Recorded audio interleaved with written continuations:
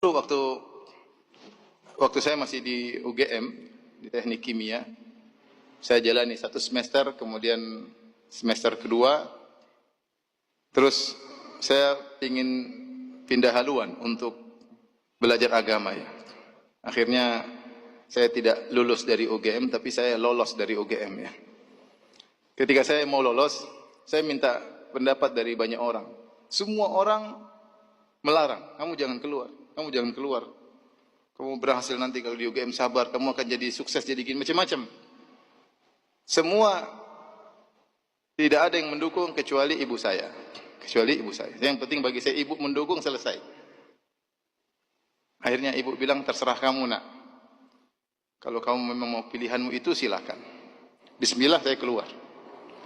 Saya keluar. Akhirnya saya belajar di pondok Jamil Rahman kira-kira 1,5 tahun. Kemudian setelah itu saya diterima di Madinah. Terima di Madinah. Sebelum ke Madinah juga saya menikah. Kemudian minta izin juga ibu ya. Tafadhal, silakan menikah. Kemudian saya berangkat ke Madinah. Jadi dia bukan seorang wanita yang ahli ibadah, bukan seorang wanita yang rajin puasa sunnah, tidak. Tetapi saya yakin doa orang tua sangat mudah dikabulkan. Karena tidak ada orang yang tulus mendoakan kita seperti orang tua kita. Ya, seperti orang tua kita. Akhirnya saya kuliah sampai akhirnya selesai S1, kemudian ada pendaftaran S2 waktu itu. Pendaftaran S2 masuk Qismul Aqidah. Ketika itu ada isu, dikatakan kepada saya, Firanda, kamu jangan masuk situ. Kenapa? Yang diterima cuma 3 orang. Akhirnya saya bilang, teman-teman bilang, teman-teman orang-orang Arab bilang, Firanda, kamu jangan daftar situ. Yang terima cuma 3 orang. Saya bilang, tenang aja. Yang terima 3 orang, saya nomor 3 insya Allah. Kamu gaya sekali, tenang aja. Saya dalam hati, saya punya ibu yang akan mendoakan saya. Saya punya senjata yang paling kuat.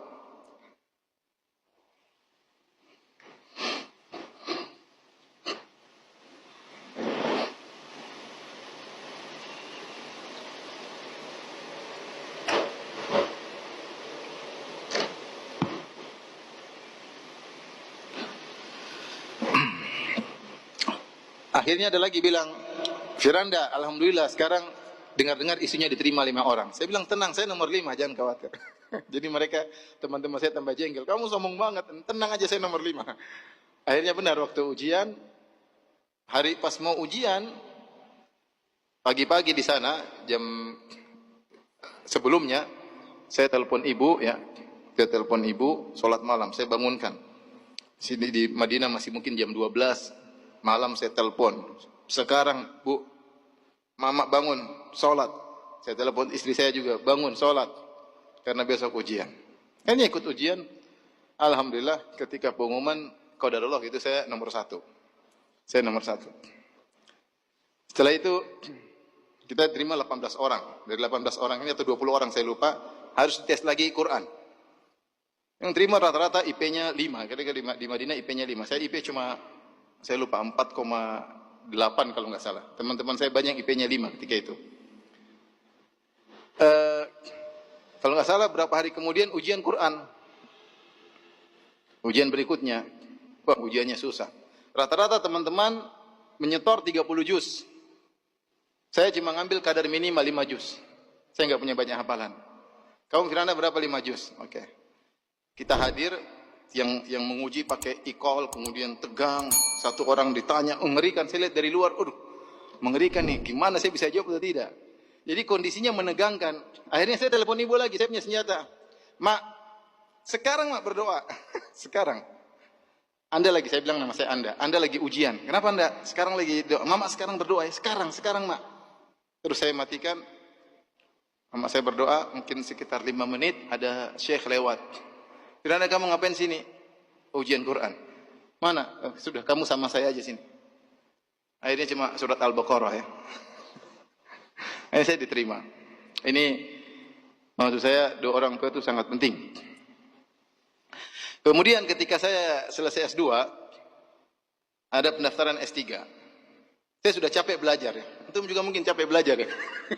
Saya sudah capek belajar, Tiap hari ujian, saya nggak mau. Saya mau uji orang, masih uji terus, saya nggak mau. Akhirnya saya bilang sama istri saya, yang saya cintai, saya bilang, sayang, kayaknya Abi udah nggak mau kuliah lagi, nggak mau lanjut. Capek belajar terus. Jadi saya menangis. Masih pingin tinggal di Madinah. Udah capek, udah pulang aja kita di Indonesia udah. Kita dakwah udah capek, belajar disuruh belajar ini, belajar capek. Istri saya akhirnya nurut ya, sudah, dia pulang. Tapi ada mama, saya harus bilang dulu, Mak, saya bilang nama saya Anda ya, Mak, Anda mau pulang. Kenapa? Gak lanjut, enggak, capek Mak, belajar capek. Kata mama saya, kata ibu saya, sudah, Anda masuk aja ujian. Pokoknya masuk aja ujian. Terima nggak terima, masuk ujian. Kalau nggak terima pulang. Sudah, akhirnya saya masuk ujian dengan kurang persiapan. Karena memang saya niatnya mau pulang. Karena melaksanakan nasihat orang tua, akhirnya saya masuk ujian. Waktu itu ujian sekitar ada 80 orang atau 100 orang, saya lupa. Dari berbagai kota di Arab Saudi. Mereka datang ke Universitas Madinah untuk masuk ke S3. Karena diterima 10 orang. Diterima 10 orang. Saya masuk itu ujian 3 jam. Kalau saya lupa, coba tanya Ustaz Abdul Roy. Saya lupa. Waktu itu saya ujian bareng Ustaz Abdul Roy. Masuk S2 ke S3. Hafizahullah ta'ala. Kemudian ujian mungkin baru sejam, saya sudah keluar. Teman-teman sampai tank masih minta tambah waktu. 3 jam mereka masih kurang waktu. 1 jam saya sudah keluar. Saya keluar, 2 hari kemudian, 3 hari saya agak lupa, ditelepon. Firanda Ta'al. Kenapa Syekh? Kamu diterima. Lah, kok bisa? Saya datang. Saya tahu saya nggak bisa jawab. Yang penting saya jalankan perintah orang tua. Kemudian saya dipanggil ujian, saya tidak persiapan. S3 minimal 10 juz. Kalau mau masuk minimal 10 juz. Waduh. Itu besoknya. Jadi hari itu saya dengar, besoknya harus datang. Hari itu saya murojaah. Murojaah cuma dapat 9 juz. Nah, karena lupa. Saya memang tidak ada persiapan untuk ini. Jadi saya cuma bisa 9 juz. Saya sampai tiba di tempat ujian, saya bilang, saya sudah murojaah dari kemarin cuma 9 juz. Kamu hafal Maryam Kahfi enggak? Hafal, itu 1 juz katanya. Pas 10 juz. Jadi banyak hal-hal yang sulit yang saya hadapi, tapi saya punya senjata doa orang tua. Ketika orang tua saya sudah 2 hari tidak ada, baru saya merasa agak berat. Ada permasalahan-permasalahan yang saya hadapi seperti berat. Karena senjata andalan saya sudah tidak ada. Rahimahumullah. Oleh karenanya, ikhwan, mumpung masih punya orang tua, ya, berbakti kepada mereka sebakti-baktinya ya. Saya bisa mungkin, saya bukanlah anak yang berbakti, tapi orang tua saya sayang sama saya. Karena ibu saya, sejak saya kecil, dia tidak pernah cubit saya sekalipun. Tidak pernah. Maksudnya saya agak badung-badung dikit, tapi dia tetap doain saya. Tetap doain saya. Nah, antum ambil hati orang tua, minta doa kepada orang tua, dan itu doa yang terbaik.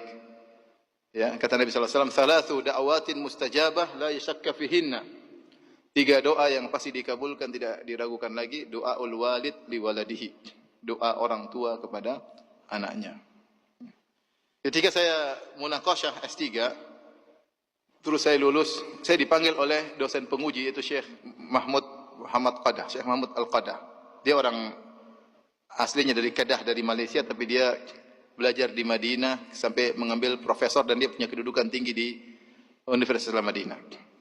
Maka dia panggil saya, dia ingatkan, dia bilang, "Hai Firanda, kamu jangan ujub, kamu jangan sombong, kamu tuh tidak ada apa-apanya, kamu sama dengan yang lainnya, yang lebih pintar dari kamu juga banyak.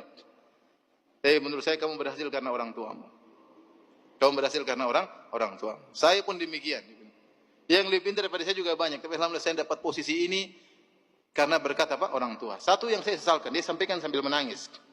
Satu yang saya sesalkan, saya dulu malu-malu minta doa sama orang tua. Ya, ketika orang tua saya meninggal baru saya sesalkan hal tersebut. Jadi antum jangan lupa kalau mau kemana, telepon orang tua. Minta doa apa? Orang tua. Berusaha hidup ini membuat orang tua berbahagia. Kalau ibu lihat antum, ibu senang. Jangan lihat antum, ibu mukanya kusut, jangan ya. Karena antum memang bermasalah ya. Sehingga kalau antum dilihat ibu jadi kusut, bapak ngelihat antum jadi jengkel ya. Kok bisa ada anak seperti ini ya? Oleh karenanya, ini yang pertama, jangan lupa mau sukses apapun di dunia maupun akhirat, jangan lupa untuk berbakti kepada orang tua.